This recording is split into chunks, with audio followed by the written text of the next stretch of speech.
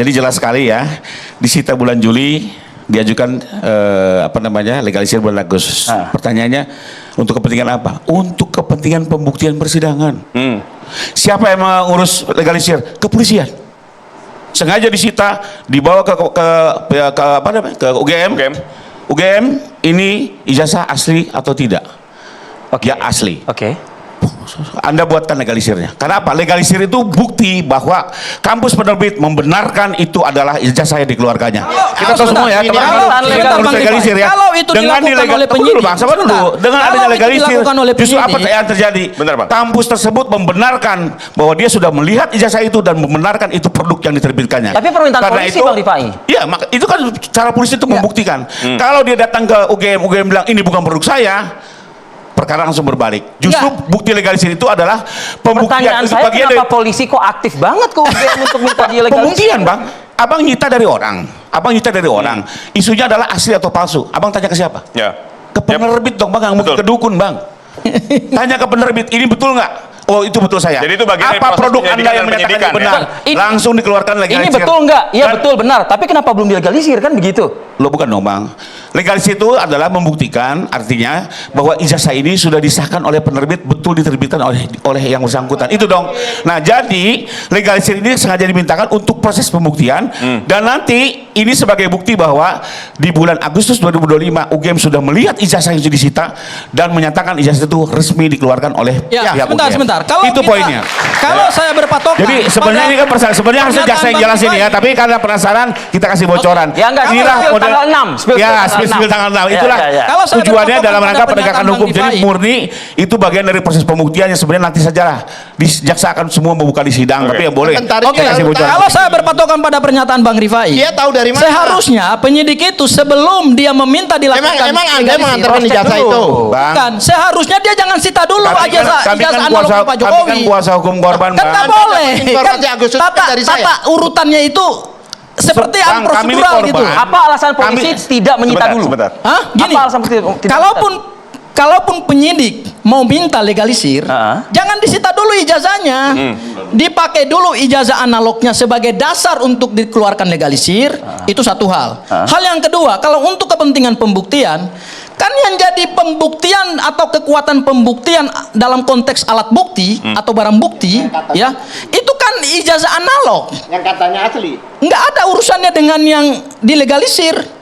Kita nggak akan mengejar yang dilegalisir, yang akan dikejar dalam persidangan sebagai fakta persidangan. Dalam konteks kita menggali kebenaran material terkait dengan ijazah Pak Jokowi, itu bukan legalisir bulan Agustus 2025. Artinya penyidik juga melakukan suatu perbuatan hukum yang sebetulnya juga tidak related dengan kekuatan pembuktian, karena yang akan dibuktikan itu adalah analognya. Baik. Ya, Bukan apa yang legalisir. Anda tanyakan? Silakan.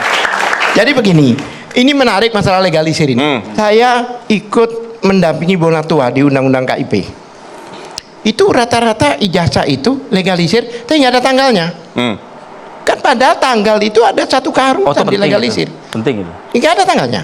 Kemudian di dalam putusan Bonatua yang kata, sampai Bonatua kan mengatakan ada bukunya itu kan. Putusan itu ada yang menyatakan, putusannya saya baca, ya kan, pada waktu sidang KIP itu komisioner, istilahnya hakim ya, komisioner itu datang ke lapangan, ke KPU untuk memeriksa ijazah. Di situ kan Jokowi 2 kali jadi presiden, ya kan, 2 periode, 2014 sampai 2015 dan 2015 sampai 2024. Yang ditunjukkan hanya 1, 2019, saya lawyernya, sampai 2024. Ya. Mana yang sebelumnya 14-19? katanya tidak ditemukan? Aneh ya? Oke. Itu fakta, ada di putusan. Nanti saya tunjukkan. Tidak ditemukan. Oke. Ijazah presiden loh di KPU tidak ditemukan. Akhirnya baliklah mereka. Kemudian di dalam putusan itu sendiri 1 hari 2 hari setelah itu diberitahu ijazahnya sudah ditemukan. 1 hari. Padahal Bon Jovi yang itu sebelumnya itu dapat. Ya. Nah, karena dapat ya. Kenapa demikian? Banyak orang menduga. Kenapa dikatakan itu? Bahwa ijazah 2014-2000 itu tidak stempel basah. Baik. sehingga takut diraba oleh hakim. Ya, ya. Itu Baik, kami sudah mendapatkan Oke, poinnya. Bang Boy, Bang Boy boleh, silakan. Ini Bang Al-Khatib ini tafsir Ya. lagi nih, menafsir semua nih. Saya penasihat Ya, hukumnya. sebentar Bang, kasih kesempatan. Itu Anda menafsir. Jadi kita belum lihat benar apa enggak yang Anda ngomong ini. Semua akan dibuktikan di persidangan nanti. Apakah benar tanggal-tanggal yang Anda sebutkan itu betul apa enggak? Oke. Ini kan Anda melihat, Anda sendiri yang melihat kan? Orang lain tidak melihat kan? Oke. Untuk sama-sama lihat, kita di persidangan aja dulu. Saya Biar supaya- bicara persidangan supaya itu, enak, ini persidangan supaya nanti. Anda Ini yang jangan mana duduk dibicarakan enggak. ini? Yang persidangan nanti apa persidangan yang sudah selesai yang saya ceritakan Bang Boy tadi? menunjukkan kalau misalnya Yang semangat nanti. persidangan Nanti. Dr. Tifa dan Mas Roy Dr. Suryo Tifa ini mungkin. harus disegerakan gitu maksudnya. Harus segera, makanya jangan menghindar. Ini mau prapit Yang ke menghindar tempat yang siapa? kelima lagi ya. Pra peradilan, Anda menanyakan pra peradilan. Ya, prapit tempat, prapit kelima lagi nanti. Persiapannya kelima. Nah, Komentar boleh. Anda dong. Apa sudah? Oke, boleh. Pra peradilan. Ya, oke. Jadi Bang Boy. Gini loh Bang Sengaji, yang kubu sini kok semangat pengen sidang, kok di sini justru malah pengen berlama-lama gitu loh. Jadi gini, kalau tadi Bang Boy kan selalu mengatakan penafsiran, harusnya yang dikemukakan argumentasi gitu loh ya. Kita tunggu argumentasi hukumnya gitu. Penafsiran itu ada beberapa penafsiran. Jangan cuma nyerang Pak Al-Qatiri dengan tafsir.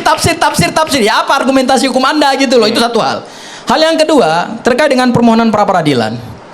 Saya harus katakan kepada Bang Boy, ini justru tim dari kubu sebelah ini selalu membangun argumentum e contrario. Artinya apa? Argumentasi itu selalu berkontradiksi antara satu dengan yang lain.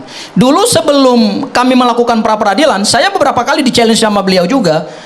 Apa yang bisa kuasa hukum lakukan kalau tidak mengajukan pra peradilan? Ajukan dong pra peradilan. Saat itu, pada saat berkas perkaranya belum di P21 kan. Oke. Ya, selalu challenge dia challenge terus nih. Bang Boy challenge saya juga di beberapa televisi tetangga gitu ya. Saya tidak perlu sebut nama televisinya gitu. Nyatanya kami mengajukan pra peradilan sekarang, mereka yang kepanasan gitu loh. Loh kan itu hak kami bahwa kami mau mengajukan sebelum P21, setelah P21, undang-undang tidak melarang kapan saja kami boleh menggunakan hak itu, dan permohonan pra peradilan kami yang pertama dikabulkan.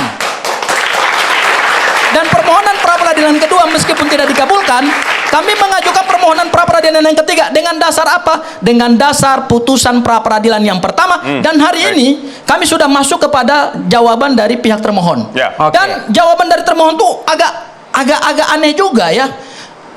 Ketika jawaban hari ini dari pihak termohon yaitu Polda Metro Jaya, mereka selalu berargumentasi bahwa penangkapan, penahanan, penggeledahan itu dilakukan dalam konteks kewenangan mereka yang diberikan oleh KUHAP dan Undang-Undang Kepolisian. Nyatanya kewenangan itu dinyatakan tidak sah Ya. oleh putusan pra peradilan. Ini karena keterbatasan waktu kita, jadi kita harus sudahi sampai di sini dan kita akan melihat bagaimana sidang pra peradilan yang diajukan oleh pihak dari Rosilio dan juga nanti pada 6 Agustus bagaimana juga sidang dakwaan dari Tapi Dr. gini, Tifa. kami Baik. mengajukan pra Cukup, peradilan Bang. karena kami menerima tantangan Ya. mereka. Baik.